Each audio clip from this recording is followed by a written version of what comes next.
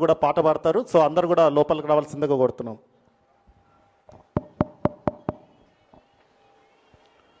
బహుజన కిరణాలు, శుభాకాంక్షలు. బహుజన బాహుబలులారా, మీరే బలం. తెలంగాణ బీసీ ధూమ్ధామ్ ఆరంభమైంది. దానికన్నా ముందు ఈ ఠాగూర్ ఆడిటోరియానికి, ఉస్మానియా ప్రాంగణానికి రావడానికి వస్తూనే వేదన కలిగించింది మా ప్రభంజన్ మన మధ్య భౌతికంగా లేడు అని.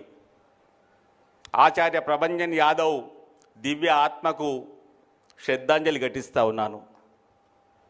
తెలంగాణ ఉద్యమ సమయంలో ఉస్మానియా పరిధిలో ఏ కార్యక్రమం జరిగినా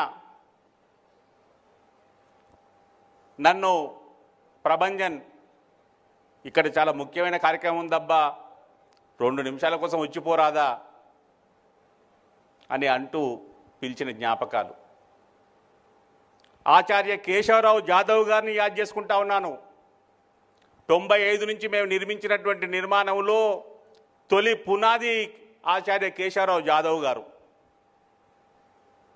వీరిని యాద్ చేసుకోవడం ద్వారా మనకు కలిగేటువంటి చైతన్యం ఏమిటి అంటే, ఈనాడు ఈ వేదిక మీద రాసినటువంటి హోర్డింగ్ పైన కానీ, మన మనసులో ఇప్పటిదాకా ఉన్న అంశం కానీ, పెద్దలు చేసిన సందేశాల్లో వచ్చినటువంటి ప్రస్తావనలు కానీ, వాటన్నింటినీ ఆధారం చేసుకొని వాటన్నిటికంటే అతీతంగా తెలంగాణ బీసీ సమాజం ధూమ్ధామ్కు సన్నద్ధం కావాల్సిన అవసరం ఉన్నది. ధూమ్ధామ్ అన్నది ఒక ధర్మాగ్రహం, నికరమైనటువంటి ఆవేదన వ్యక్తీకరించేది. నా సోదరుడు దాసోజు శ్రావణ్ చేసినటువంటి ప్రస్తావనో, చిరంజీవులు గారు చేసినటువంటి ప్రస్తావనో, షెప్పర్డ్ ఐలయ్య గారు చేసినటువంటి ప్రస్తావనో, నా సోదరుడు అనిల్ ఇచ్చినటువంటి జవాబో, వీటి జోలికి నేను వెళ్ళడం లేదు. విఠల్ చేసినటువంటి ఆవేశాన్ని కూడా నేను చెప్పడం లేదు. కానీ సమయం ఆసన్నమైంది, ప్రసంగాల సమయం పోయింది, ధూమ్ధామ్ సమయం మొదలవుతున్నది.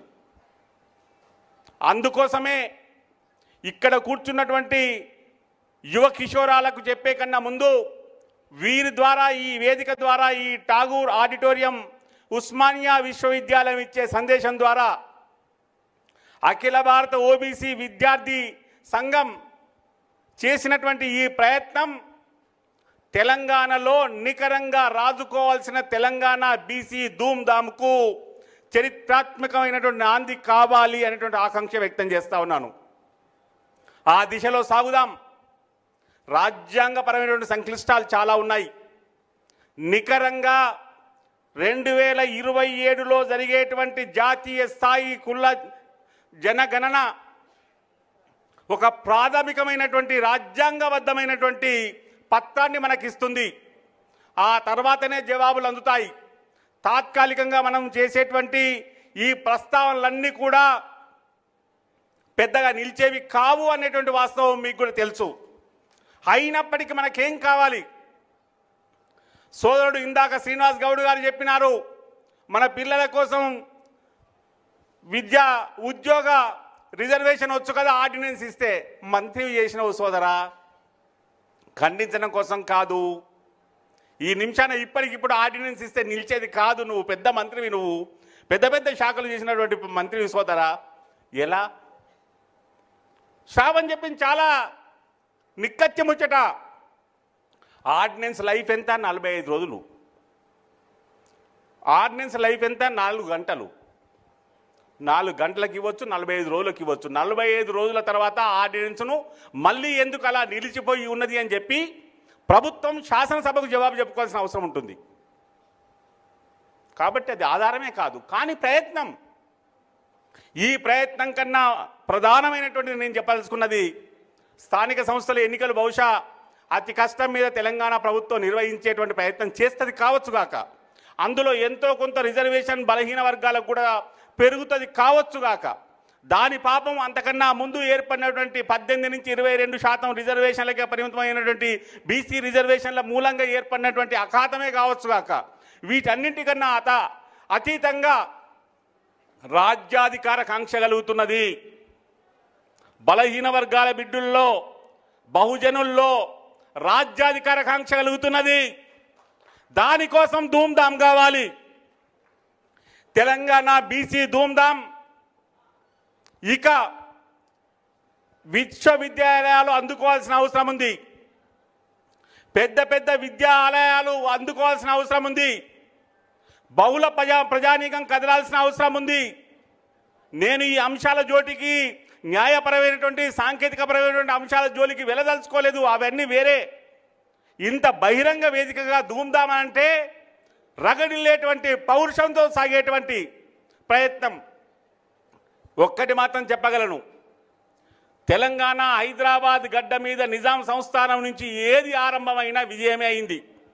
అలనాటి నుంచి నేను చెప్తా ఉన్నాను, వీర తెలంగాణ పోరాటం అలనాటి హైదరాబాద్ సంస్థానాన్ని భారత గణతంత్ర రాజ్యంలో కలిపింది. ములికీ ఉద్యమం ములికీ నియమాలను తీసుకొచ్చింది.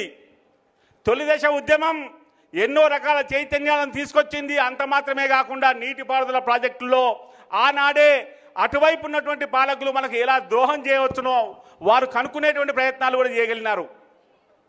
మలిదశ ఉద్యమం, దానికి నిజంగా ఉస్మానియా విశ్వవిద్యాలయం ఠాగూర్ ఆడిటోరియమే ఒక రకంగా నాంది ప్రస్తావనగా మనం భావించవచ్చు. అందుకోసమే ఆచార్య కేశవరావు జాదవ్ గారిని నేను తలుచుకున్నాను. ఆ రీతిలో ఇవాళ కిరణ్ బృందం, మిగతా బంధువులు, ఉస్మానియా విద్యార్థి బంధువులందరూ కూడా ఈ బహుజన బంధువులుగా ఇక్కడ కూర్చొని వ్యక్తం చేస్తున్న ఈ ఆకాంక్ష తపనగా, తపస్సుగా మాత్రమే కాదు, పోరాటంగా, రణనినాదంగా మారాలి. తెలంగాణ వ్యాప్తంగా తెలంగాణ బీసీ ధూమ్ధాంకు ఇది ఆడవాలి సూచన మాత్రమే చేస్తూ ప్రతి అడుగులో ప్రతి